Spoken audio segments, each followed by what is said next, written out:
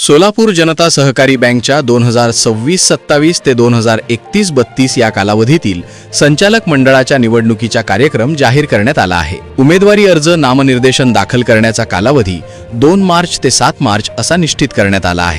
अर्ज विक्रीला सोमवारपासून सुरुवात झाली आहे। दरम्यान निवडणूक कार्यक्रम याप्रमाणे आहे। 2 ते 7 मार्च उमेदवारी अर्ज दाखल करण्याची मुदत, तर 9 मार्च अर्जांची छाननी, 10 मार्च वैध नामनिर्देशन मागे घेण्याची अंतिम मुदत राहणार आहे, तर 17 मार्चला मतदान, तर 20 मार्च मतमोजणी।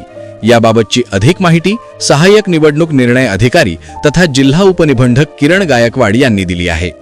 सोलापूर जनता सहकारी बँक लिमिटेड सोलापूर या मल्टीस्टेट बँकेची संचालक मंडळ निवडणूक सन 2026-27 ते 2031-32 या कालावधीची संचालक मंडळ निवडणूक होऊ घातलेली आहे। आज दिनांक 2 मार्च 2026 पासून नामनिर्देशन पत्र विक्री सुरू आहे।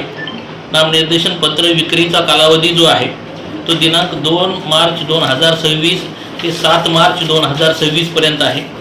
छाननीची तारीख सोमवार दिनांक 9 मार्च 2026 रोजी असेल।